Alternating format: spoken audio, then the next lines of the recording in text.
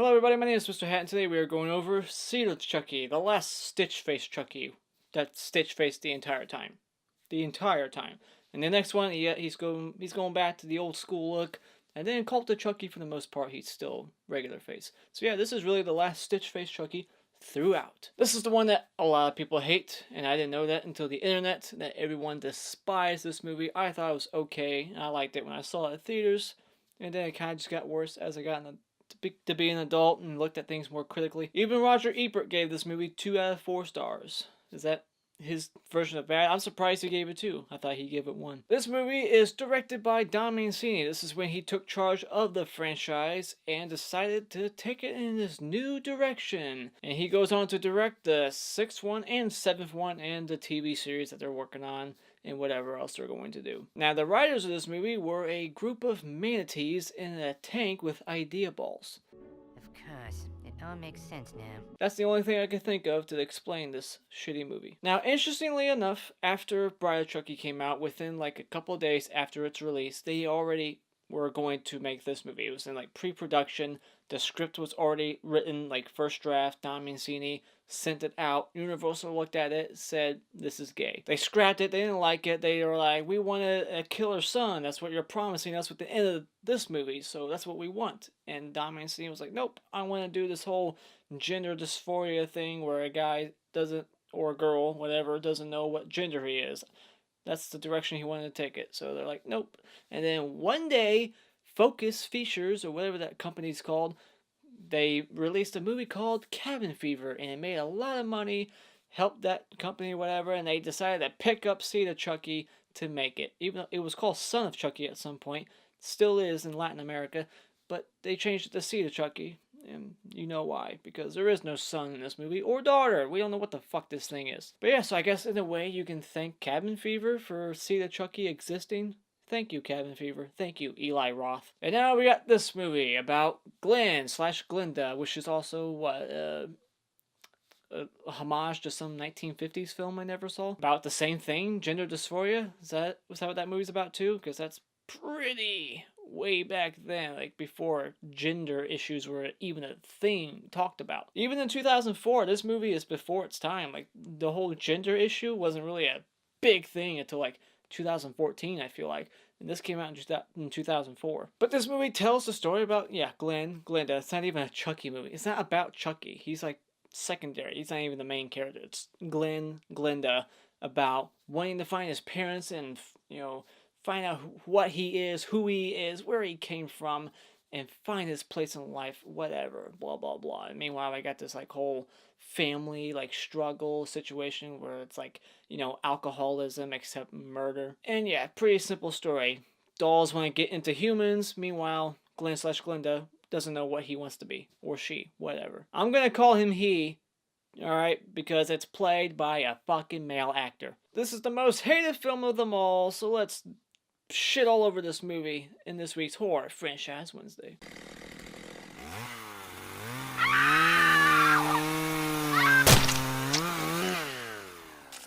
Seed of Chucky. Now, before we get into the film, I just want to tell a quick story, and I want you guys to tell me if I'm wrong, if I'm misremembering this. The year this came out, I was like 9 years old. I was in 3rd grade. I was Chucky that Halloween. I was so hyped for this movie. I was scaring kids at my school wearing my Halloween Chucky mask. I was hyped for this film because I had been spending the last 3 years before that watching 1, 2, 3, and 4 over and over and over again, renting them, seeing them on TV, just loving the franchise. Couldn't wait to see my first Chucky movie at the theaters. And then one day, the day I'm like expecting to get picked up from my dad to go see this movie, he picks me up and says, we can't see it today, son, because they changed the release date. It's not coming out for another 2 weeks. And this was like late October, and this movie didn't come out until like, what, November 12th, I think? I looked it up. So, and then I remember hearing that it was because of the Britney Spears thing. Like, there was a song in the movie that wasn't approved, and therefore they had to, like, take all the film back before, like, releasing it. Take it back and, like, re-edit the movie to put a different song in it during that Britney Spears bit. Am I misremembering this? Because for some reason this is the memory I have of this happening, and for that reason. I remember thinking it was coming out a specific day, and then the release date got pushed back because of a Britney Spears thing or some kind of copyright thing. Let me know in the comments if I'm full of shit, but that's what I remember. So yeah, I was heartbroken, and then I finally got to see it, and let's talk about the things I like and do not like as an adult. As a kid, I loved everything. The first positive for this movie is the opening. The opening is such a promising opening. Like it promises you this film that you were expecting, and then that's annoying too, because it's like, oh, that's what I feel. I feel like Don Mancini did on purpose. He's like, I'm going to give the audience what they were expecting going in, which was Chucky having a son killing a bunch of people, like a fucking maniac, like his dad, like father, like son, them going together, killing people. I'm gonna give them that in the first 5 minutes, and then I'm gonna pull the rug out from under them and just give them shit face, pissing his pants, blah blah blah. We'll get into it, but yeah, that pisses me off. Is that done on purpose? I wonder. I have to. But the opening is it's a very promising opening. You think it's a great film because it's such a great like one long shot. It's like the beginning of Halloween. It has to be like a homage to Halloween. The opening. It's all POV, and he just goes up the stairs. He like kills this person. He kills that person, and it looks like it's all one shot. I like that this is the first and only Chucky movie to have boobs. Alright, so the pervert in me likes this movie for that. At least this movie has boobs. Now, even though this is a dream sequence, it makes sense. It's necessary. I like that it's basically revealing that Glen is having these killer, like, he's got these killer instincts in him, and he doesn't know where they're coming from. He keeps streaming about murdering people, and he doesn't know why. He's like, what the fuck is this about? I'm not a murderer. So I like that. It plays into his character, so I think it's interesting. Gory! It's a shame that this movie is the goriest fucking Chucky of them all, and it's the worst Chucky. How does that work? Like, slashers are supposed to be gory. We get the gore, but the story and the dialogue, the characters, bleh. But hey, there's gore. I can't deny that. You got acid, you got decapitations, disembowelments. It's all in there. And my last positive is that Chucky's still somewhat funny. I said in some other videos a few back like that, Chucky's at least still Chucky in this movie, but I hadn't rewatched it yet. He's really not as funny as I remembered. In fact, I wasn't even counting one-liners this time because there just really wasn't any. Maybe a few, like towards the end where he's like chopping at the door and he's like, I don't know what the fuck to say. I don't know. He has a few one-liners in this movie, and there's just a ton of dialogue between the dolls. I swear, this is the one where the dolls have like 90% of the screen time, and the human characters are way secondary, and they have way less dialogue, except for like Jennifer Tilly and Redman, but whatever. But the dolls are on screen, I feel like way too much, and that's a weird negative, but still, like, they're on screen way more than the other ones. I don't know, like, Chucky, yeah, he's kind of funny in this movie. I like when he's like, I don't want to spoil anything because this isn't my spoiler section, but yeah, he's funnier, so we got some humor that lands. Just some. Alright, now let's go over the things I do not like. First and foremost, I don't like the look of Chucky or the dolls, period. Glen/Glenda, why does he have fucked up teeth? The other one, his parents don't. I mean, I know he had fucked up teeth at the very end of Bride, so that's like the little thing they carried over. But why does he have fucked up teeth? I don't like his look at all. I mean, he has orange hair, that makes sense. But why is he green or yellow? He looks like Billy from Black Christmas. What are they going for there? It's annoying. Why make him British? Seriously, that's a good question. Why make him British? Why make a British person capture him from that cemetery? We don't get any explanation. We gotta like fill in the blanks. That's another thing I don't like about this movie. It's just lazy. 6 years later, and this British guy named Sykes just captured him and took him to England, and it's just dumb. We don't get any sort of like closure on Jesse and Jay, even though I don't like them as the characters. I don't like their characters at all. But we don't get any closure about that, or the detective that got killed at the end. No closure there, so we don't know what the fuck happened. So even though it is a direct sequel, there's still some missing continuity there. So I'm a continuity guy. I like to know what happened to those characters. What happened? I don't know. I do not like the way that Chucky and Tiffany are brought back. It's stupid. It's just now one fucking sentence. It's just a day to wait to Bala awake, and it's up. Here they are. Specific souls from hell being placed into these dolls that I want. It's like, how does that work? I also do not like that this movie's meta. I feel like this came out at a time where being meta, late 90s, early 2000s, was the biggest trend. And having rappers in your movie was the biggest trend. Redman's character originally was supposed to be Quentin Tarantino, That's the way Don wanted it, and he asked Tarantino, and Tarantino said, "Fuck that shit. I'm gonna go shoot Kill Bill 2." But yeah, this movie's very meta, like Scream 3. You got like the whole movie being shot within a movie. They're on set. Chucky and Tiffany are stars. They grabbed their actual bodies. So this is the actual like bodies from the crime scene. They got Tiffany and Chucky from New Jersey, where they died in the Bride, and now they put all this wiring inside them, and now they're functioning mechanical dolls, and they never found blood inside them. And B, how did they fix up Tiffany? She was completely black and charcoal and burnt. Like, how did they repair that? There was blood inside them. Not to mention, there probably was like placenta in Tiffany because she gave birth. So they didn't find any of that shit. It's like, see, all these questions. Overanalyzing as usual, but whatever. But yeah, this movie makes the horrible meta trend mistake, and it makes the horrible rapper in your movie mistake. So it's got all these terrible early 2000 trends in it, you know, with Ice-T, no, was it Ice-T? Yeah, Ice-T, Leprechaun, wasn't wrong. LL Cool J, Halloween, H2O, and Deep Blue Sea, and Busta Rhymes from Halloween Resurrection. So now we got Redman. And Redman, he can't act. No, he can't. I will say this, though. Jennifer Tilly, I think she was better in this one as her human self, but as her doll self, it was worse, and I don't like the look of Tiffany at all as a doll. They changed her hair, and she sounds more annoying.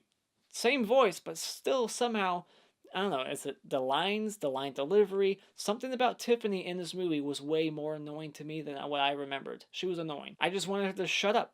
Just wanted her to shut the fuck up. And the dolls themselves are way more robotic. Alright, we got this special effects guy, the one who gets his head chopped off. He's actually the real effects guy for the movie who works for the doll on the dolls. I don't know what it is, but this movie, they feel more robotic. They look way more plastic like. They look just, I don't know, the way that's cropped, like the way it's like shot, the way Don shoots this movie. It's just like they feel so robotic. Chucky, Tiffany, all three of them, they just look more robotic. They don't feel natural. And the other ones, they actually looked natural, the way they spoke or the way they walked. I don't know. It seemed right. Another thing I like about this movie is that it tries to be so much a comedy, but really it's just a drama. Think about it. The whole gender dysphoria thing, the whole, family like fighting. It's basically a Lifetime movie with dolls. Another thing I do not like is the whole Made in Japan thing. What the fuck is that even for? Really, what is it for? It's like, that's the little thing that Glen needs to see on Chucky and Tiffany to piece it together that maybe that's his parents. Like, well, they're the only talking dolls in the world. They have to be your parents. And they got that stupid, like, Japanese music that plays behind it. And it's like, isn't that kind of racist to some people? Cultural appropriation, something like that. But it's just dumb. You look at that, oh, I'm Japanese. And they really, like, they bring it up like half a dozen times. They're very open. And then his, like, Norman Bates, like, dialogue, like, monologue with himself. He's like, talking in his head, like, I wouldn't hurt a fly. And, oh, I'm Japanese. It's stupid. And he has, like, that little kung fu Matrix-like fight towards the end where he's doing, like, slow-mo things, or, I don't know. It's shot horrible. It looks horrible. Another thing I don't like is this movie has to have a political message. Like, this is a Chucky franchise. This is a franchise we go to see, like, subliminal messages, or just, like, like, writing, like, just some message to be shoved down your throat. I'm not saying I'm for or against or whatever, but Chucky, like, have a transgender type of, like, movie, whatever. Make it. Go right ahead. But that does not belong in a Chucky franchise. Sure, it's your franchise, Don, but just make a whole different movie for it, alright? That type of message just doesn't belong in a Chucky movie. People see Chucky movies to see Chucky killing people. Then I'm like, I want to see Chucky kill people while spreading a positive message about transgenderism, or a negative message. I'm not quite sure what the message of this movie is. I think it's, let your kids decide what gender they are. That's what I got from it, but I don't care really. It doesn't affect me, but it does kind of irritate me that it's even in a Chucky movie. It just doesn't belong in a Chucky movie. And my last little nitpick is that I'm not crazy about the score. The score was done by none other than Pino Donaggio. who is a popular Italian composer. He did Tourist Trap, and if you recall, I wasn't a fan of that score either. So I just don't like this guy's scores at all. Now let's go over a couple of my awards. The hottest chick award definitely goes to Joan, the agent for Jennifer Tilly. She's so hot, she gets set on fire. And the clap award for best scene will go to the hunting trip, so to speak, with Chucky and Glen as they drive a Hummer to go kill somebody. Alright, spoiler discussion. I will be talking about little things in the movie, much more, in-depth analysis of the film. Little nitpicks, little things I like. Still pros and cons at the same time. I'll just be talking about some little stuff. I don't have much to say. There's really nothing much that goes on. This movie happens so fucking quick. It's just like, they're alive. Now this person's dead. Now this person's dead. And now they're in the house and this chick's pregnant and now she's already given birth, and yeah, now they're doing the chant. It's over. One thing I want to point out is that when this movie opens and you got the British people opening the British, because he's British, he has dreams about British people. That's one thing, and that's another thing I noticed. This movie has a lot of British people, and you know why? Because this movie obviously was lacking the budget, so they shot this movie in Romania. That's a fact. So they probably could only afford to fly British people to do this movie. Think about all the people that are British in this movie, and I'm not saying there's anything wrong with that, but even the Santa Claus himself was British, the news reporter, and the three people at the very beginning, the fucking doll himself, Billy Boyd, his Sykes guy. And you'll notice in that scene, that whole crowd in front of them, that's Romania. Those are Romanians. They're not Americans or British people. But anyways, back to what I was saying. What was I saying? Okay, when the movie opens and he breaks out, it's all POV. That is a ridiculously large cake for 3 people. And it's like got this perfect triangular wedge where like 75% of it's still there, but it's like this little perfect wedge missing. And then the giant ass carving knife like stabbed into it like an axe on a log. It's just standing there. When my dad watched this movie, he even pointed out, he was like, what? Why the fuck is that just sitting there? He's like, I'm gonna stab the cake. Like that right there should tell you, this is a dream. There's no way this is real. This is my favorite shot of the movie because it's the one that scared the fuck out of me as a kid. It's the very first shot of Glen. It's the scariest and only time Glen ever looked scary to me. Ever. And it's, the very first shot when he like sees his own reflection. He's like looking at a dead body and it pans over real quick and it's like half a second, blink and you miss it type of thing. That's the scariest shot. I remember being in the theater like, oh fuck, what the hell? Even like saying to my dad like, Dad, that was pretty fucking scary. But then after that, the whole movie is not scary at all and there's no tension. It's just a comedy, which was done on purpose. But yeah, not even good comedy, seriously. We get the whole Norman Bates speech. I kind of already talked about it. He's like, I wouldn't swat a fly. And giving himself this big old speech, and the dialogue's just terrible. Even like Billy Boyd couldn't save this movie.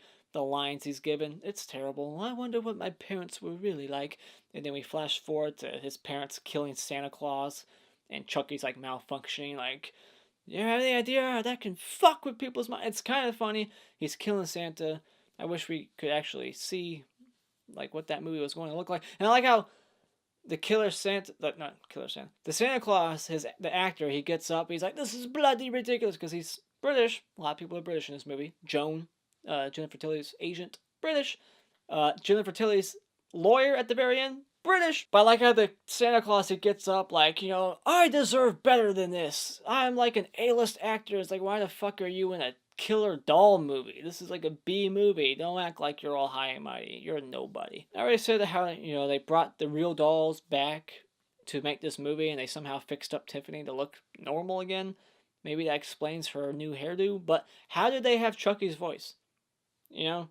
Like Chucky's actual Brad Dourif's voice. It would have made more sense if the voice they programmed for the doll in their movie would have just been some other random voice while that scene was playing out.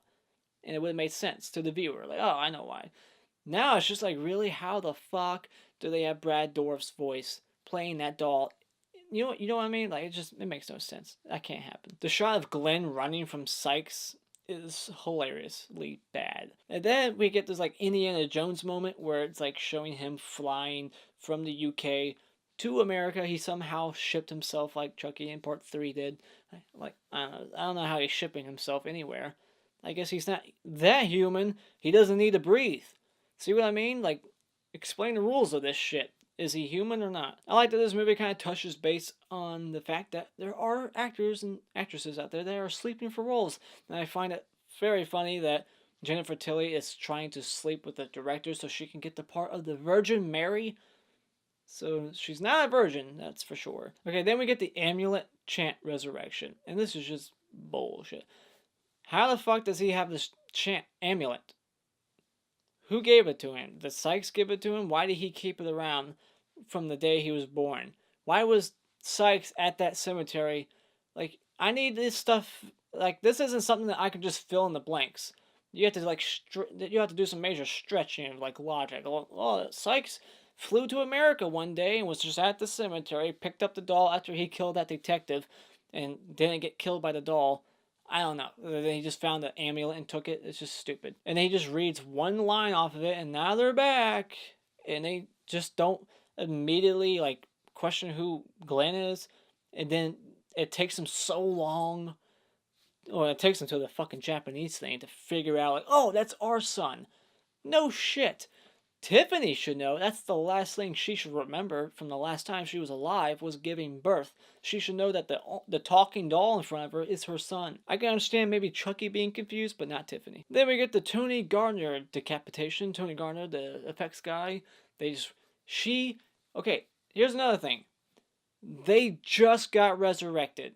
And already Tiffany has all her internal organs inside her body when he opens her up. So therefore, Tiffany's human now, and therefore, according to the rules of the first 3 fucking movies at least, she can't transfer her soul, into anything else. So why is she bothering? It's just dumb. Like, the continuity with the, like, how human they become and how fast it happens is all out of whack, especially in this fucking movie. It's only there just to be like a gag, or a scare, but this movie's not trying to be scary at all, so you don't even need it there. Like, why risk ruining continuity for a little scare? But it's not even a scare, really. It's just dumb. Then we get this horribly dumbass, completely unnecessary character, Stan, the chauffeur. What?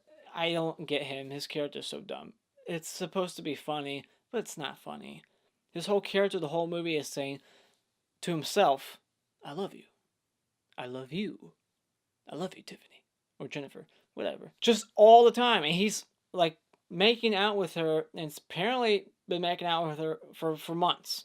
They have a thing going on, but they just aren't fuck buddies yet. But he just hasn't worked up the nerve to say, I love you. Who gives a shit? Like, whatever. It's just so dumb. And then it's like a joke at the very end when he's, like, on his last breath, he's trying to say it, like, I love you, and he never gets to say it.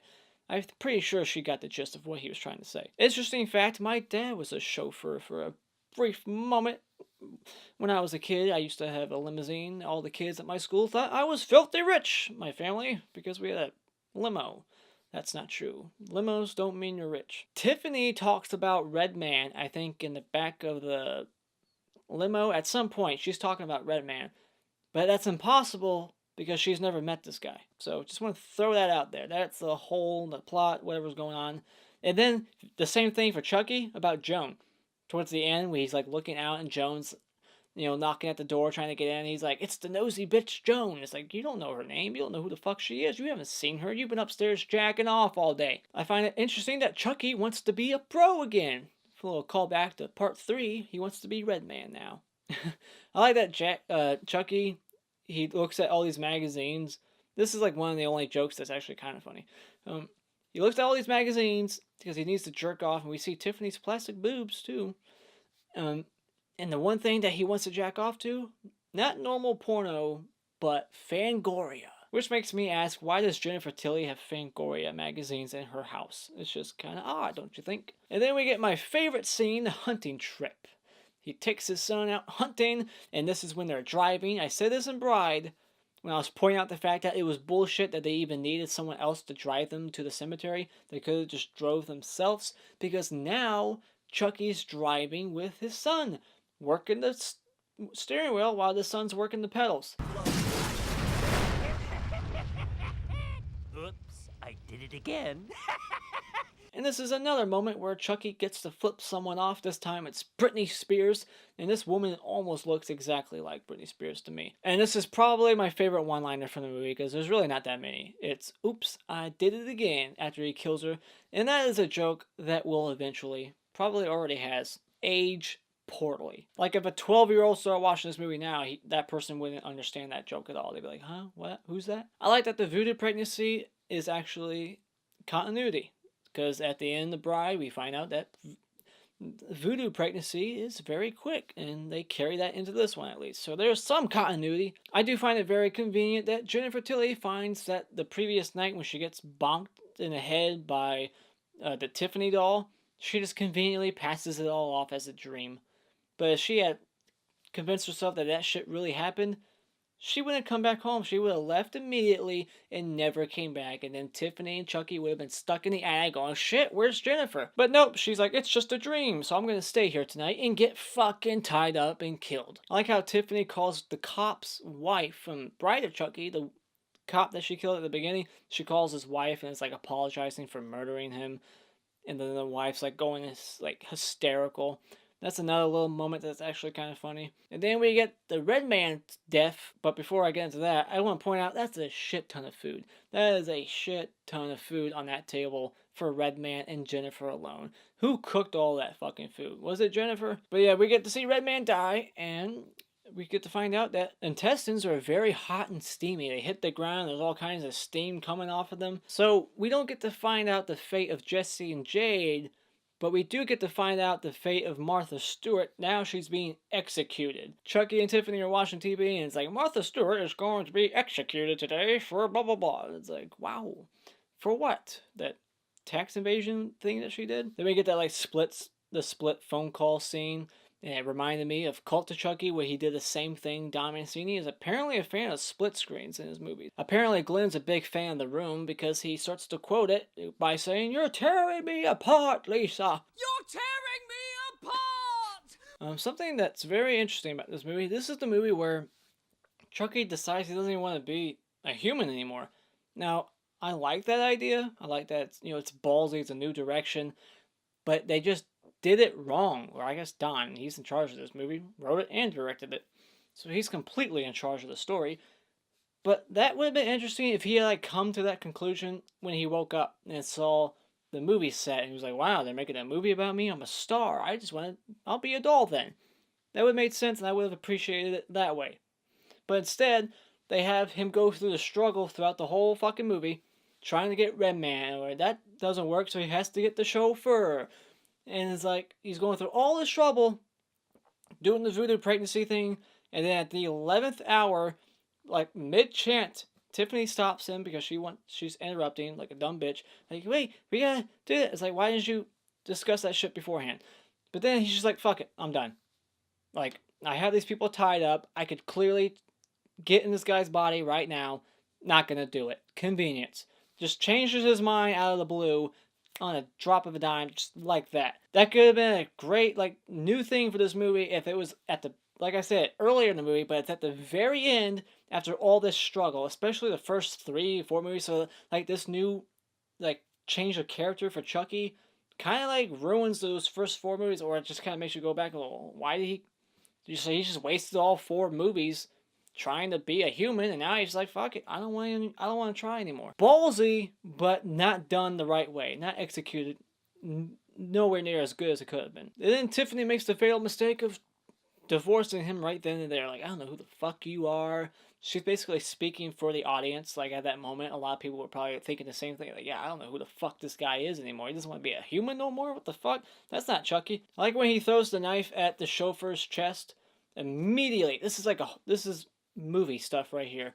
Whenever someone gets like stabbed in the gut, chest, whatever, they just immediately have a whole mouth of blood. It's like, that's not how blood works. It's not that quick. I haven't murdered anybody, so I'm not an expert yet. But I don't think that's how it works. Like, that was very quick. It's like, I've got blood coming out of my mouth. That Joan stunt fight, that stunt double or whatever, when she's falling, it's such an obvious, like, dummy, especially when it hits the ground and you can see like the hand. It's a mannequin arm or some shit. It's like why is there, like, that could have been edited out easily. Just to go back for a moment, Chucky says something that I was like, wait, what? No, that's bullshit. He says, why be a human? Because you get old and you get sick. Well, yeah, you get old as a doll too. Look at your fucking son. He was a fucking infant and now he's a 6-year-old doll. How do you explain that one? I mean, yeah, you don't get much taller, I guess. So I guess he's reached his full height as a 6-year-old. Because this is 6 years later. I'm not sure if there's like doll years, like dog years.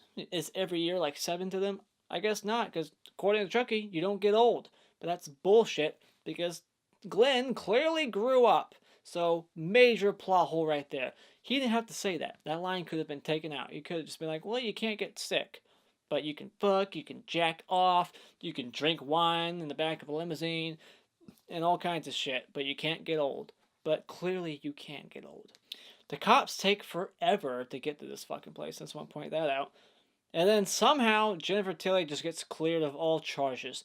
Not only is Redman's body there, her chauffeur, her agent, she's already being suspected as the killer of someone who works on the movie she's working on, but she's also got, what was it? 3 dead bodies that were dragged there somehow by Chucky. Off-camera kills we never saw. He has 3 bodies in the closet. They all pile out. They got like, one of them has like a bag over its head. The other one has a fucking machete down its face. It's like, what happened to these people? And why can't I see? I want to see that shit. We need some deleted scenes of that shit, but it doesn't exist. So we got like half a dozen bodies in this bitch's house, and she gets cleared.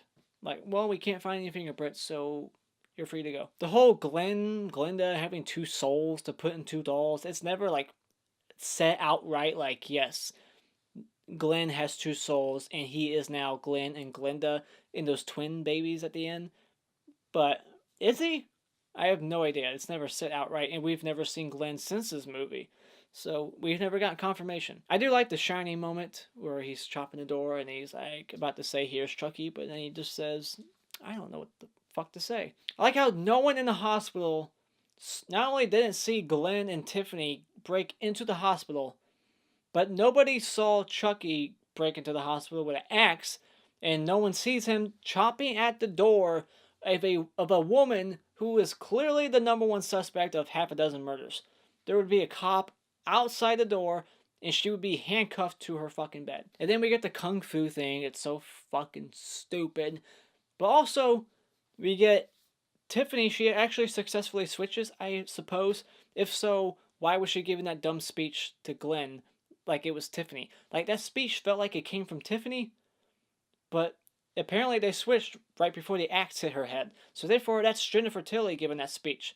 It just felt kind of odd. But then we get the end of this movie, and it's very dumb. Okay, we got Jennifer Tilly killing her maid with like 100 kids and party guests right outside, like 15 feet away. No one's gonna hear her. No one heard her kill her maid.